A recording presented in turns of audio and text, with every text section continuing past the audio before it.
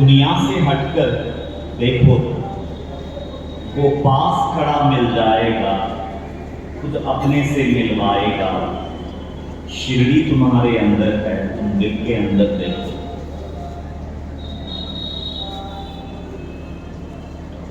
ये आखिरी स्टैंजा है, बहुत इंपॉर्टेंट स्टैंजा है, बहुत इंपॉर्टेंट मुकला है। तुम जिसकी खोज में रहते हो, तुम जिसकी खोज में रहते हो, उसकी पहचान जरूरी होती है।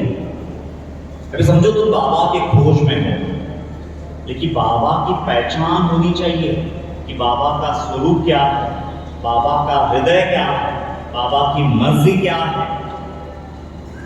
कंप्लीट नॉलेज होना बहुत जरूरी है। उसको समंदर बोला। तुम जिसको खोजते हो उसकी पहचान जरूरी होती है, लेकिन हर ख्वाहिश राही की विश्वास से पूरी होती है। लेकिन वो पहचान जो है, उनका जो वास्तविक स्वरूप है, वो पहचान श्रद्धा से ही वो पहचान मिलेगी। अपूर्व श्रद्धा और सबूरी रखनी होगी। साईं बाबा जी की पालकी के दर्शन, जिसमें साक्षात साईं बाबा जी विराजमान है। और अपना वास्तविक परिचय में देखें, जिसको इस गीत में सार कह रहे हैं। द्वारका माई के दर्शन, साक्षात साईं बाबा जी के दर्शन, साक्षात साईं बाबा जी का आशीर्वाद। एक बार नहीं, बार बार दर्शन, बार बार आशीर्वाद। उसके बाद धुनी माई के दर्शन करते हैं, धुनी माई का आशीर्वाद लेते हैं। सागर की गहराई कैसे सागर, बस एक किनारा कुछ भी नहीं, तुम सारा समंदर देखो। बोल रहे हैं पूरा समंदर देखना बाकी, हमारे हाथ में छोटा सा बूंद लगा, छोटा सा किनारा लगा। आपको पानी में उतरने से भी कतरा है, तो समंदर की गहराई कैसे हाथ लगी। कबीर जी का एक फेमस दोहा है, जिन खोजा तिन पाइया। प्लीज ध्यान से सुनिएगा। जिन खोजा तिन पाइया, गहरे पानी पैठ। जिसने भी खोज की, खोज करने का दमखम दिखाया, उसने पा लिया उस परमात्मा। और वो समंदर की वो गहराई में छलांग लगा दी उसने। मतलब परमात्मा को अगर खोजना है तो मिटने की तैयारी दिखानी पड़ेगी। अपने आप को बचा करके तुम परमात्मा को नहीं पा सकते, इम्पॉसिबल। इसलिए नवविधा भक्ति में आखिरी भक्ति का नाम है आत्मनिवेदनम। मतलब ये अस्तित्व को, जैसे ताट में प्रसाद रख करके उनको समर्पण किया जाता है ना, वैसे ये पूरा अस्तित्व को ताट में परोस करके मतलब समर्पण कर देना है कि हम अपने आप को सबूत कर रहे हैं आपका, मैं मिटने के लिए तैयार हूं। तो जिन खोजा तिन पाइया, गहरे पानी पैठ। मैं बपूरा बूढ़न डरा, मैं बपूरा बूढ़न डरा, रहा किनारे बैठ। लेकिन मैं बेवकूफ डूबने से डरता रहा और हमेशा किनारे पे बैठा रहा। हर जन्म में किनारे पे बैठा रहा और अपना अनमोल जीवन गंवाता रहा। लेकिन बाबा, इस जीवन में वो गलती मेरे हाथों ना होने देना। इस बार मैं वो गहरी सागर में डुबकी लगा सकूं और अपने आप को मिटाने की भावना से। हकीकत में होता क्या है, हम सब, बाबा अगर समंदर है तो हम वो समंदर पे तैरने वाले बुलबुले हैं। तो समंदर में भी पानी है, बुलबुले में भी पानी है।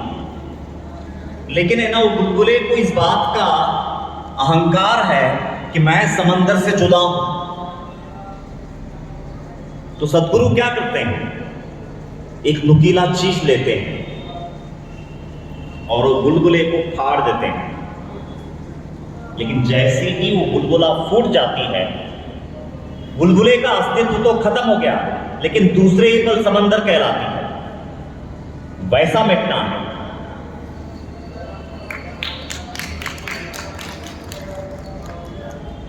वैसा मिटना है।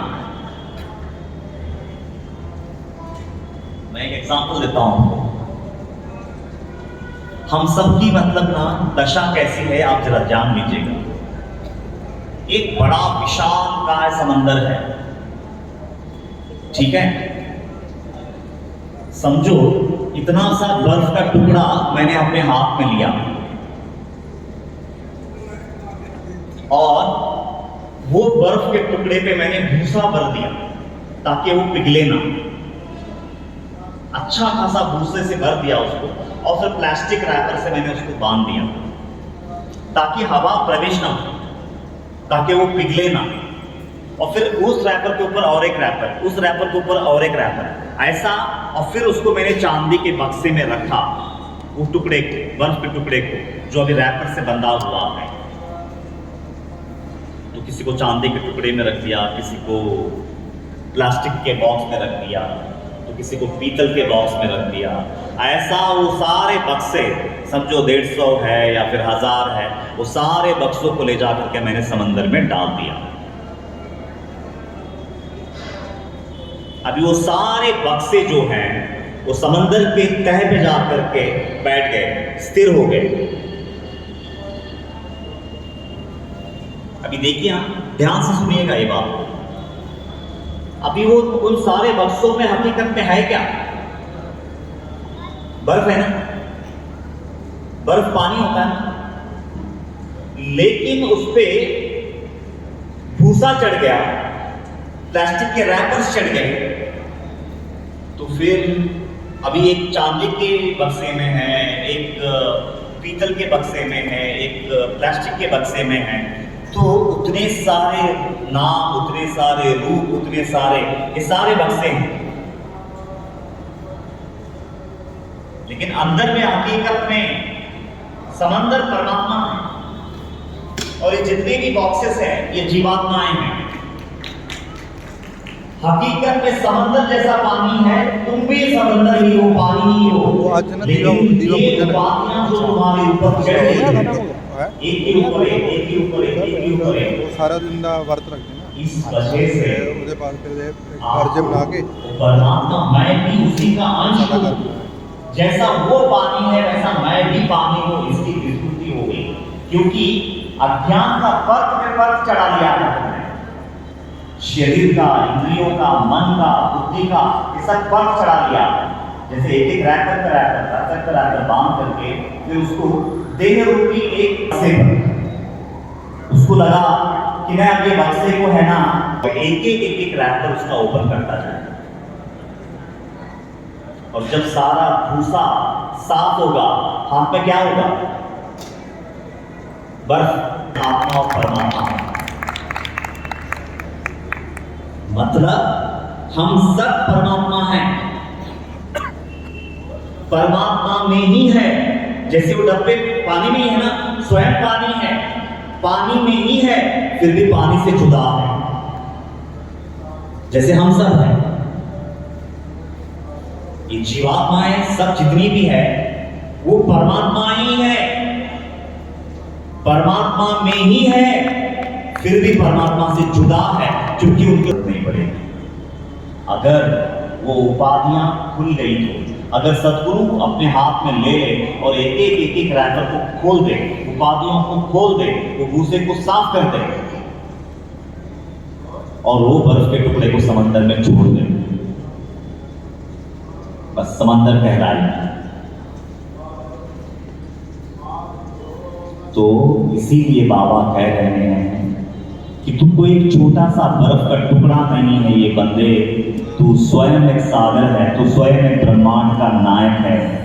जाग जा और अपने वास्तविक स्वरूप को पहचान ले। बाकी वो रैपर्स खोलने का काम मेरा है, मैं बखूबी जानता हूं मेरा काम है।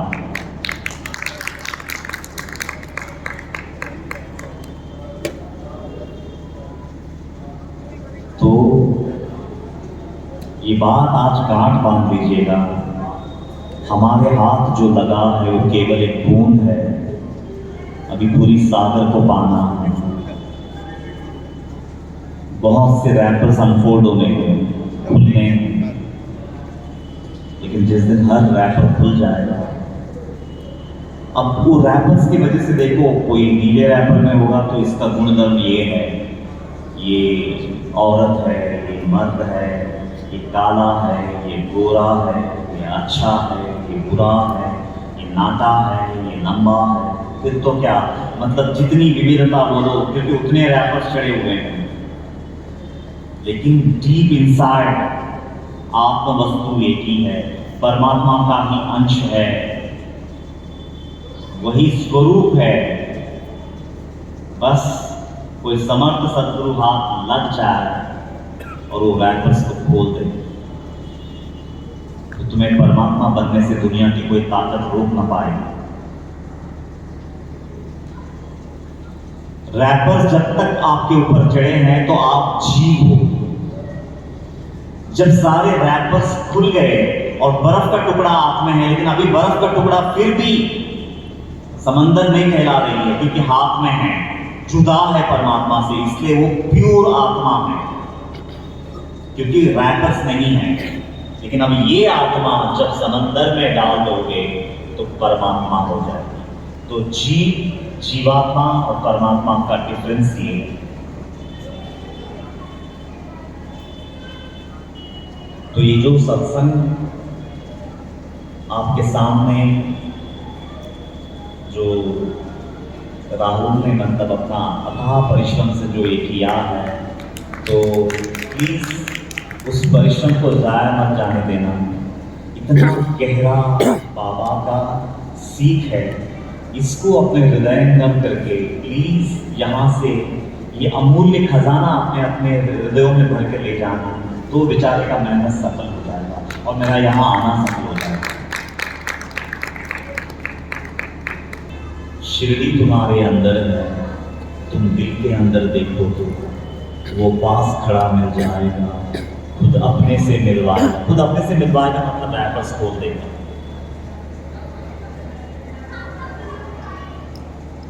और जब प्यूर आत्मा आप लगेगी, फिर वो आत्मा को परमात्मा बनने में उस वक्त खाली समाधि की जरूरत होती है, परमात्मा बन जाता है। और उस समय जब वो सारी उपाधियों से करोड़ गुना ज्यादा चित्त की शुद्धि मेरे बाबा की, तो लोगों को अपने ब्रह्म में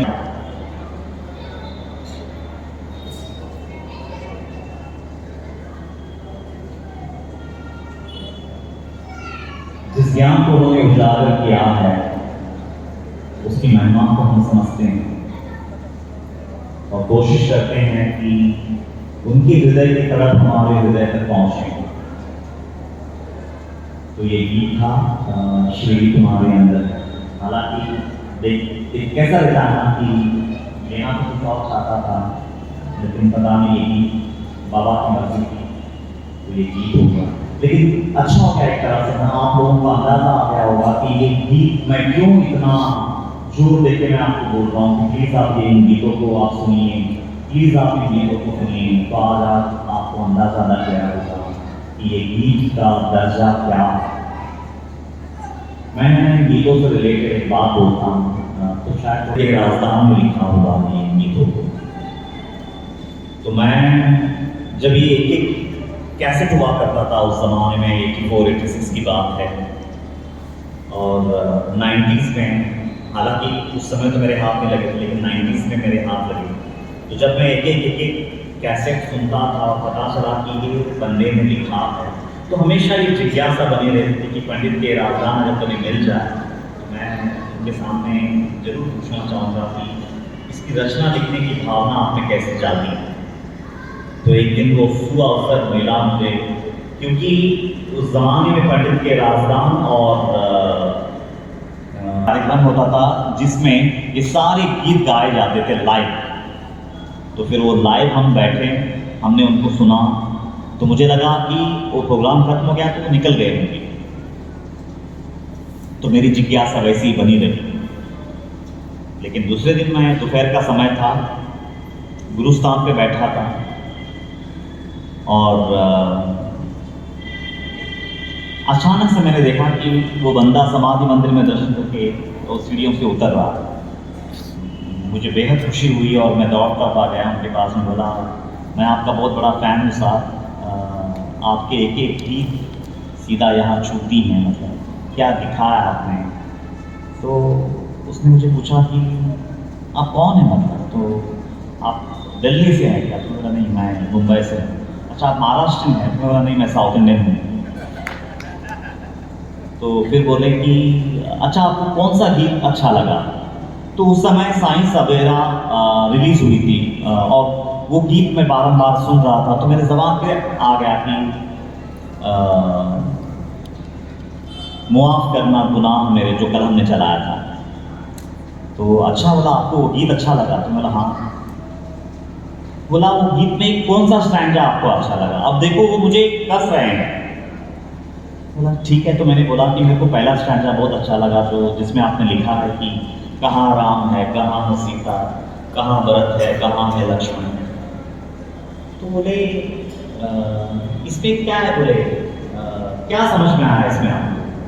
ये तो बहुत सिंपल है, कुछ और बताओ। बोला सिंपल ना है, बोला इसमें तो बहुत गहराई छुपी हुई है। तो क्या गहराई छुपी हुई है? तो फिर कल जो मैंने बोला आपको वही बात मैंने उनके सामने रखी। मैं बाबा की सौगंध खा के बोल रहा हूँ, उनका शब्द बता रहा हूँ, मैं आप ध्यान से सुनिए। उन्होंने क्या बोला मालूम है? इतनी गहराई से तो ये मैंने भी नहीं लिखा, लेकिन सच में फिर उन्होंने मेरा हाथ पकड़ा और थोड़ा बैठते हैं। फिर हम जाकर के गुरुस्थान के पास बैठे। फिर कुछ देर तक हमारी बातें हुई, साईं सचरित्र पे बातें हुई और फिर मैंने उनको बताया कि साईं सचरित्र इतना रहस्यमय है। तो बहुत गदगद हुए वो और उनके ज़बान से एक शब्द निकला था जो आज भी मेरे हृदय में गूंजता है। वो बोले थे, क्या नाम बताया आपने? मैं बोला मेरा नाम कृष्णा है। तो बोले कृष्णा जी, मैं आपको आज, मैं बोला मैं यहाँ गुरुस्थान पे बैठा हूँ, आज मैं आपको एक बात बोलता हूँ, ये दुनिया जब तक रहेगी आपका नाम जिंदा रहेगा। और बड़ा दुर्भाग्यपूर्ण है कि अगला गुरु पूर्णिमा आने से पहले वो ये शरीर छोड़ के चले गए, ऐसा पता चला। तो ये वो गीत है, बहुत गहरे हैं।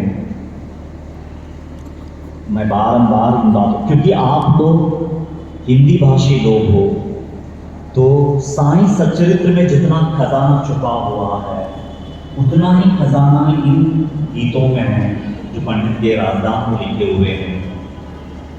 तो आप इनको बारंबार सुनिएगा, बारंबार इसका मनन कीजिएगा। आपके आंसू नहीं थमेंगे। आपने कई भजन संध्याएं सुनी होगी, आप झूमे होंगे, नाचे होंगे, लेकिन मैं आपको गारंटी देता हूँ, करोड़ भजन संध्याएं एक तरफ और ये बंदे का लिखा हुआ एक गीत एक तरफ। तो प्लीज इन गीतों को अपना जीवन का हिस्सा बनाइए। मैं क्या बोल रहा हूँ आपको समझ में आ जाएगा अगर आप पूरी हृदय से आप इन गीतों को अगर आप सुन पाए, अगर आप उनको अपने हृदय में बसा सके। अभी मैं है ना कुछ सवाल लेता हूँ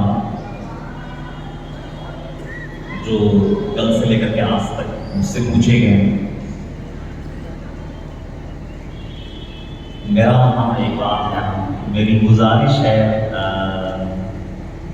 राहुल से, कोई सत्कार नहीं होगा, कोई हाथ नहीं पहनाए जाएंगे, क्योंकि आखिरी दिन है, ये सब होता है, मुझे वो पसंद नहीं है।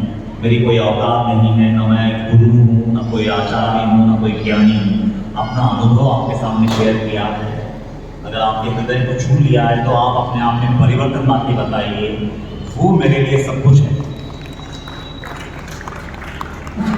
तो सबसे पहले तो वो सब नहीं होना चाहिए। मैं हमेशा की तरह नीचे उतरूंगा, आरती होगी, हम लोग निकल जाएंगे पीछे से। तो कोई सत्कार नहीं होगा, कोई हाथ नहीं पहनाया जाएगा, कोई तारीफ के शब्द नहीं बोले जाएंगे।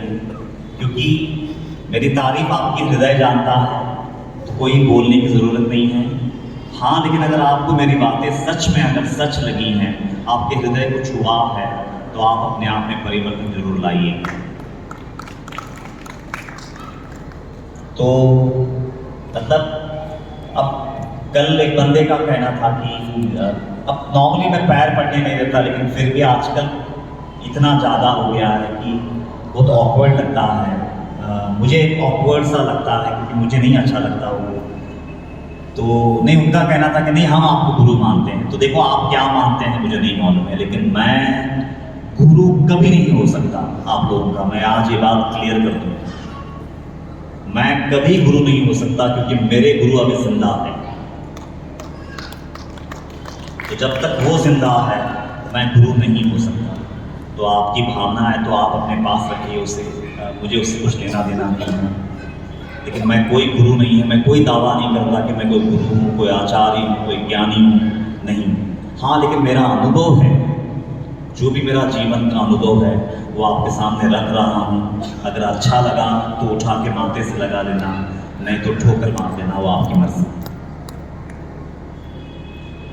कल हाँ, तो भाई साहब ने जो सवाल पूछे थे, अच्छा थोड़ा सा एक सॉन्ग चला लेता हूँ, मुझे थोड़ा सा रेस्ट मिलेगी। हाँ,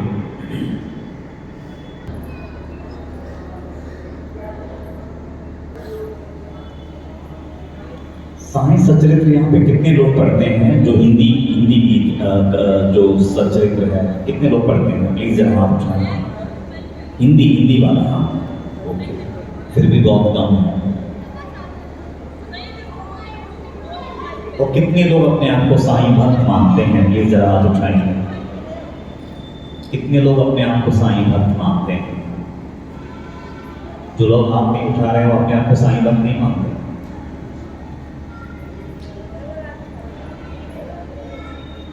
कहीं रास्ते से गुजर रहे, सोचा चलो कुछ शायद कुछ बोल रहा है, सुन लेते हैं,